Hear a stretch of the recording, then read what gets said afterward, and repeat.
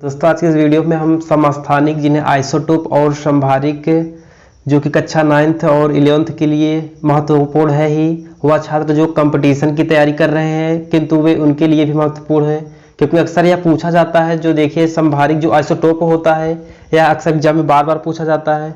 तो चलिए वीडियो प्रारंभ करते हैं। अगर इनकी विशेषताओं की बात की जाए तो जो समस्थानिक होता है और संभारिक होता है यह अत्यधिक मात्रा पूछा जाता है। तो चलिए एक एक करके देखते हैं।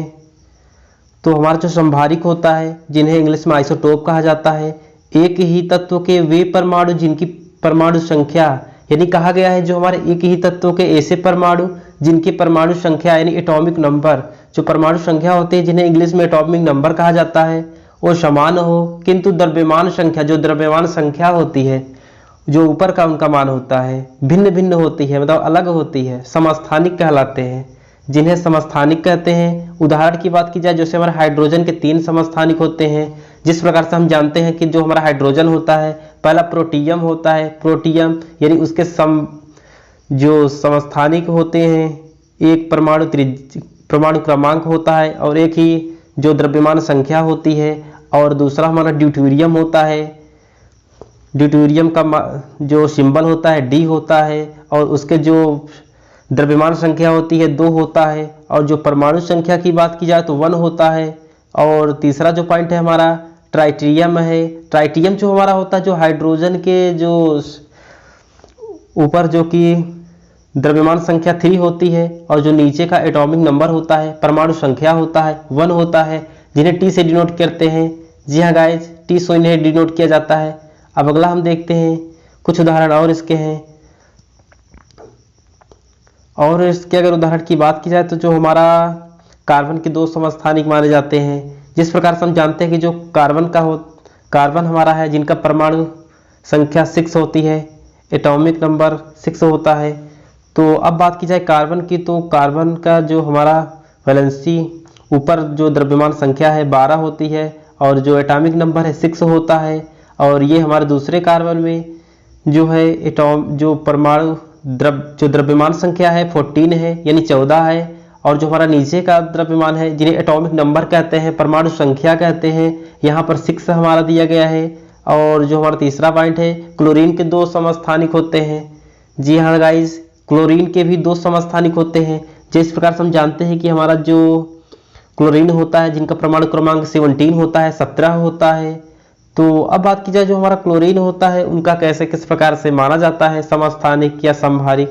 तो समस्थानिक का मतलब क्या होता है, तो सम मतलब समान होता है यानी बराबर, सब मतलब समान होता है यानी बराबर, और जो स्थानिक होता है यानी मतलब एक ही स्थान के।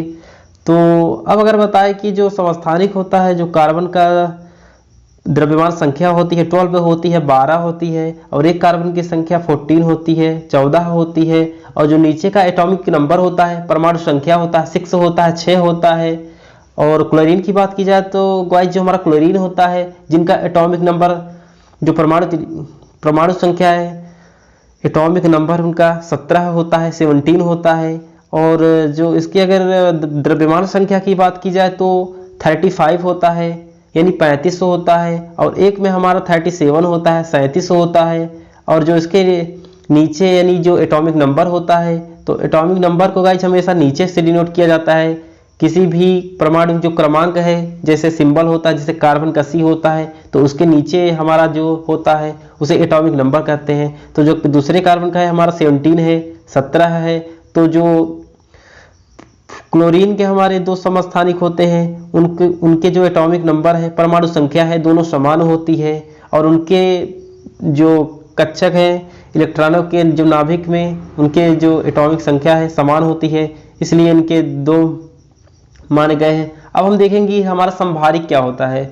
दूसरा हमारा संभारिक है जिन्हें आइसोबार कहा जाता है। ऐसे तत्व जिनकी द्रव्यमान संख्याएं जो द्रव्यमान संख्याएं होती है समान हो, किंतु परमाणु संख्याएं जो उनके एटॉमिक नंबर हैं भिन्न भिन्न हो यानी अलग अलग हो, उन्हें संभारिक कहलाते हैं या संभारिक कहा जाता है।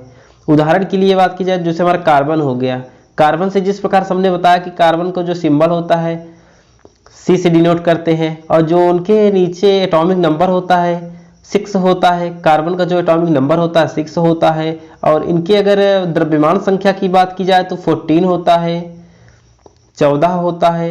और जो हमारा इसके बस दिया गया है हमारा नाइट्रोजन, जबकि हम जानते हैं कि जो हमारा नाइट्रोजन का सिंबल होता है N होता है, और जो उनका नाइट्रोजन का एटॉमिक नंबर होता है 7 होता है, 7 होता है।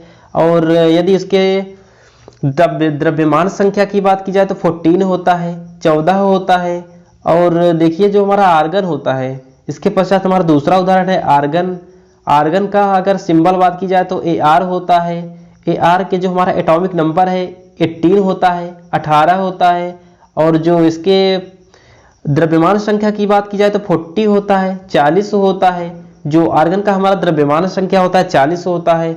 अब इसी प्रकार हम पोटेशियम की बात करेंगे। जो हमारा पोटेशियम होता है, पोटेशियम का परमाणु क्रमांक जो हमारा है एटॉमिक नंबर 19 होता है, 19 होता है। और इसकी अगर द्रव्यमान संख्या की बात की जाए तो जो हमारा पोटेशियम है 40 होता है, 14 होता है। और इसके पश्चात हमारा है कैल्शियम। हम सभी जानते हैं कि जो हमारा कैल्शियम होता है जिनका परमाणु क्रमांक 20 होता है, 20 होता है। और इसकी यदि द्रव्यमान संख्या की बात की जाए तो 14 होता है, 40 होता है। तो हम देख रहे हैं कि जो हमारा आर्गन है, पोटेशियम है, कैल्शियम है, इनके जो द्रव्यमान संख्या है तीनों में सेम है। यानी इसके जो इनका आवर्त सारणी में स्थान है एक ही होता है, एक ही स्थान होने के कारण जो इनके द्रव्यमान संख्या है समान है। तो आज का वीडियो कैसा लगा? यदि वीडियो पसंद आया तो वीडियो को लाइक करें। यदि आप चैनल पर नए हो तो चैनल को जरूर सब्सक्राइब कर लीजिए। Thanks for watching this video.